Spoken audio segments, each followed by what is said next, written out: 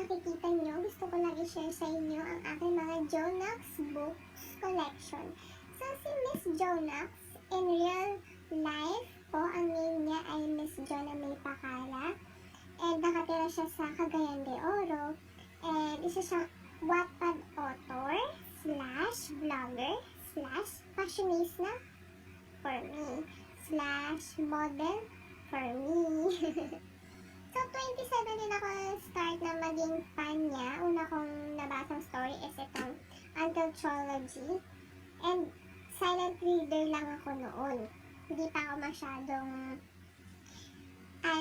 tawag doon yung parang addict na fan. Ganun ba yun?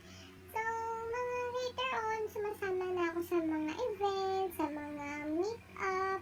Bibili na ako ng merchandise niya, bukod sa libro. And pinafollow ko na siya sa mga social media accounts niya.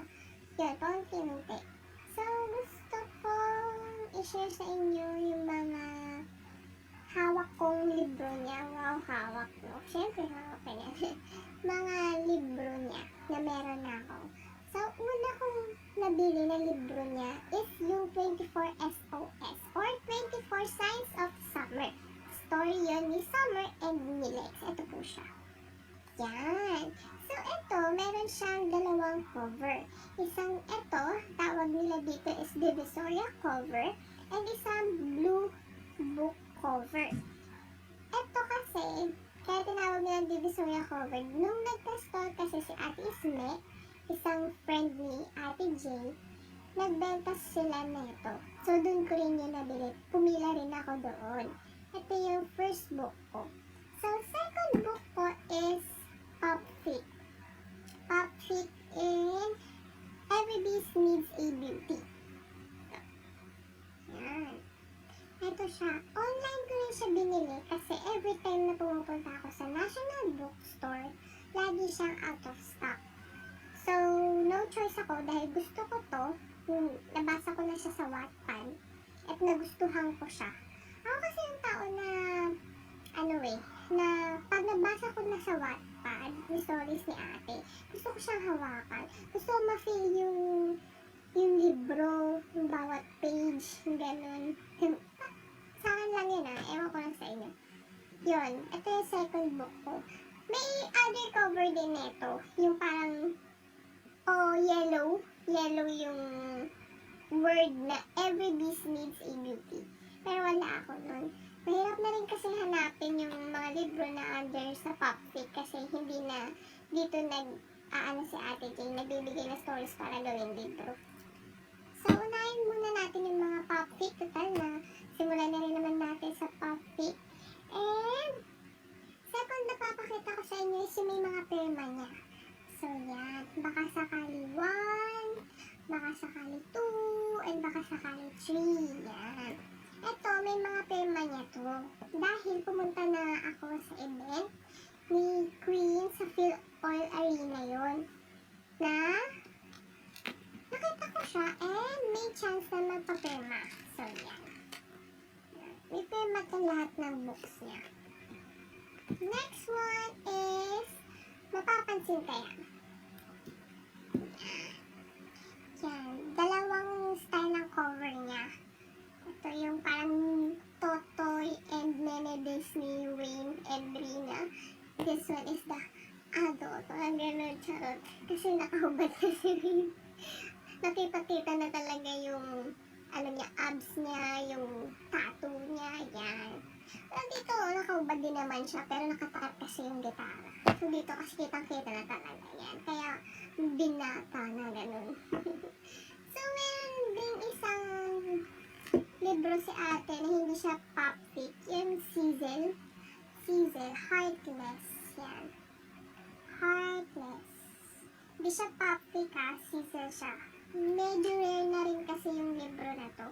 Binili ko rin to kay Ate Isme, doon sa pwesto na sa Dragon 8. Nung nagka-pwesto kasi siya doon, naging ko doon tambay, dahil yun nga, puro nga Queen J ang binibenta ni Ate Isme, t-shirt, bag tag, libro. Pag meron siyang stock, doon ako bumibili. Pero kahit hanggang ngayon, nagbebenta pa rin naman siya. Pero wala na nga sa pwesto. Online na lang. So next, dito naman tayo sa Majesty Press. Yan, hirap eh, no? Yan. Dito ngayon nagbibigay si ate ng mga stories niya na gusto niyang gawing libro. Doon niya yung binibigay. So, meron ako 1, 2, 3, 4, 5, 6 books ng Majesty Press. So, una, ang aking book na nabili ay Heartless. Yan. Ito si Zizel book. Yan, diba? Pinakita ko sa inyo. Flower. Sa kanyang flower din. Yan. Meron din tong black cover. Wala pa ako ng black cover eh. Kasi kulang pa sa budget. So, ito yung una kong nabili na Majesty Press. Second one na nabili ko is ito. Ano tawag dito is Alegria Boy Series. ABS kung tawagin. Meron siyang 3 libro, tapos meron siyang Tales of Alegria. Ito, hindi ko pa siya nabubuksan at ayoko siyang buksan kasi hindi ko pa siya bibigyan pansin. Medyo busy pa ako kasi gusto ko pag nagbukas ako ng libro, palagyan ko siya ng plastic cover or plastic. Itong book na to may plastic, pero tinanggal ko lang sa plastic. So, may baka sakali mapapansin kaya End This War. Yun. Tapos, next one na nabili ko is yung kapatid ni Heartless. Si Worthless. Yan. Yan. Ito si Worthless. Story Tony Noah and the Megan. Tapos, pagkalas yan, ito yung pinaka-bago ko nabili niya. Chaining to Love. Nung pumunta ako sa National Bookstore sa SM San Lazaro, nakita ko siya. At hindi ako papayag, hindi ko siya mabili kasi wala pa nga ako nito. Yun. Now, tapos na natin yung Popfic, Zizel, and Majesty Press. Next one is Self-Pub. Self-Pub is yung hindi nabibili sa National Bookstore or kahit sa mga bookstore sa labas, sa mall, kung saan man yan. Ito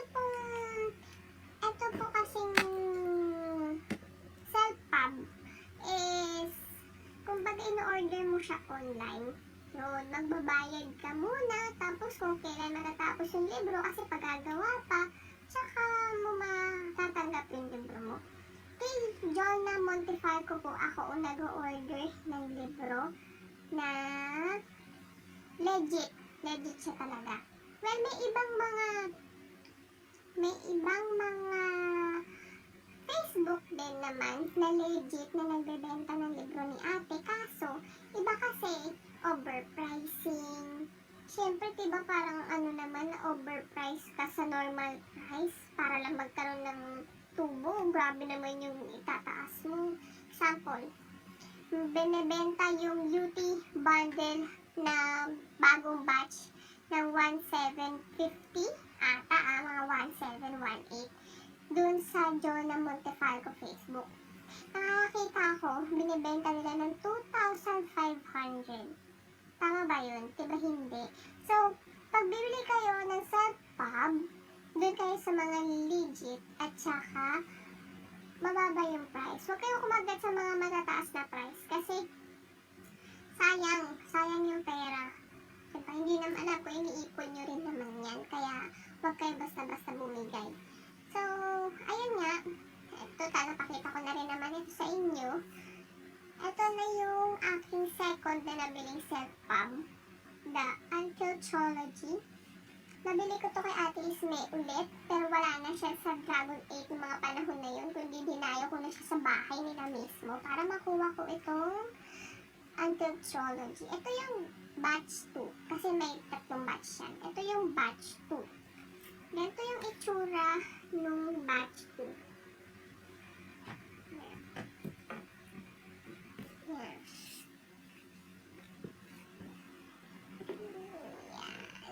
Yan ang itsura ng UT bundle ni batch 2. Yung kanyang cover is parang glossy na malinis kasi batch 1, meron kasi ako isang libro na batch 1. Ganito yung itsura niya. Yan. Kita mo ba? Yung parang, ano ba yan? Parang kasi may ano to eh. Yung, parang yung papel niya, may, ano ba yan? Hindi ko ma-explain eh. Ito yung batch 1. Parang yung papel niya kasi parang may ano, parang may design. Wait lang ah. Yan, parang yung ganyan oh. Yun. Ganun yung batch 1. Ayun si batch 1. Tapos si batch 2, ito. Yan, parang malinis na. Oh. Si batch 3, bago na yung cover. Wala pa po ako noon dahil ayun nga, out of budget. Mahirap mag-ipon. Paunti-unti lang bili ng libro hanggang sa makompleto ko na sila. Kaya wala pa ako ni batch 3. Pero maganda yung batch 3 na ano, na libro. Kasi bago na yung cover. Ang cute nga eh. Next time bibili ako na tapos i-ano ko ulit. I-video ko ulit ganun. So next one is ito. Good Lip series. Nako! Kung gusto nyong ma-in-love at the same time mabaliw sa character, recommended basahin ito. Good Lip series. My gulay. One Night, One Lie, and Give In To You. Yan.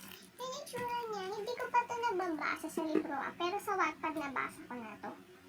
Yan, ito yung itsura niya. Yan.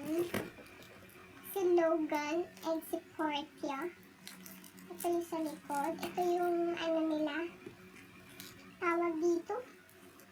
Bookmark. Yun yan, bookmark.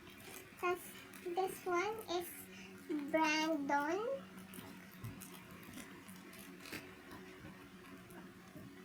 Yan. Tapos ito rin yung bookmark. Makapunta. So next one is the Castiglione series. Sa ngayon may 4 pa lang na libro na napapublish. Sa September lalabas ang number 5 at ang number 6. Ordering period na yung CLS number 5 and CLS number 6. So kung gusto nyo umorder, ang tabayanan nyo na nga po sa Facebook page ni, hindi siya page eh, Facebook siya ni Jonah Montefalco. Okay? So, CLS number 1 is this one. Scorching Love. Yan. Ito yung itsura niya. May libre itong bookmark at saka may libre itong postcard na may tema ni ate. Yan. Yan yung harap. Ito yung likod. Yan. Yung gilid. Yan. Ito yung number 1. This one. Ito kung may magtatanong, story ito ng isang Riego. Tama? Oo, tama. Riego to. So, next one is this one. Waves of Memories. Yan. Ito yung front cover. Ito yung back cover. Ito yung side. Yan. Meron din siyang postcard at saka bookmark. Isa naman tong merchandise. Ewan ko kung tama yung pronunciation ko pero para sa akin yung kasi pagka-pronounce ko. Okay? So, the third one is this one. Island of Fire. So, ito yung front cover. Ito yung back cover. And the side one. Meron din tong postcard na may tema and meron din siyang bookmark. Isa tong Riego. Okay? Story to ng isang Riego. Hindi ko na kayo i-spoil para basahin nyo na lang. No? So, this is the last one. Last CLS. Blow by the Wind. Isa tong story ng Hidalgo. Hidalgo / Riego. Yun. Magkamag-anak sila. Actually, medyo magulo kasi talaga yung family tree ng Riego. Pero, maano nyo din yan. Yan yung front cover. Back cover. Side.